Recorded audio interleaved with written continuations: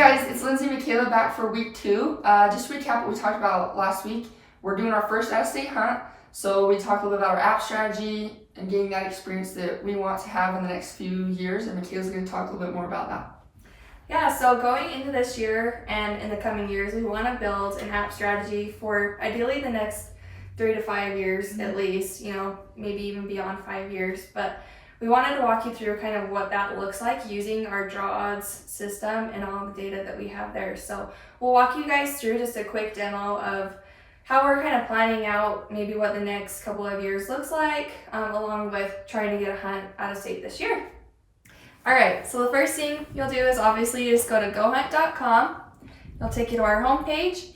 You'll hover over Insider and go down to your draw odds. It'll take you to our draw odds homepage. You can select any of these states that we cover. I'm just going to jump into Utah. And let's try some antlerless elk. So another feature that we just added for our insiders, it's called Point Tracker. So you can have profiles for yourself, for family members, and it just keeps track of all the points you have in each state with your residency and your species, and it just makes it super convenient. So when you go into your draw odds and you're filtering, your points are already there for you. So it takes the guesswork out of that for you.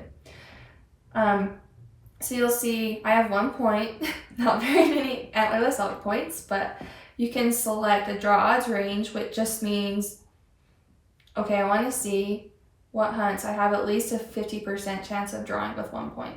So it will filter out any of those hunts that you don't have at least a 50% chance. You can also filter by season. So I just got a new rifle last year, so I want to do any legal weapon. And it will again filter out all the other seasons. From there, you'll have all of your units that you have a choice from. I'm just going to click into one of these. This is what we call our draw odds detail page. So you'll see it covers obviously our draw odds for the past couple of years, applications, and your tags drawn. And it also has application and tag allocations in a graph format and our harvest success in a trending graph format, which is super nice. Kind of gives you an overall idea of what the unit could be like just based off of harvest success.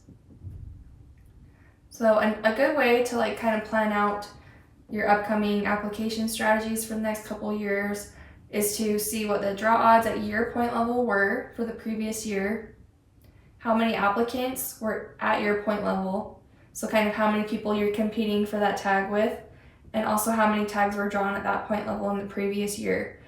So it's nice that we have that trending data because you can see maybe how the unit has grown over the past couple of years in popularity, or if there's been some applicants kind of dwindling off in your point level. And from there you can jump into our unit details. That will take you to our unit profile page, which is something we'll cover next week as we talk to you about our filtering 2.0 system and our unit profiles. Alright guys, we hope you join us again next week when we take a look at our filtering system and how to utilize all that other data for your application strategy this year. We'll see you guys next time.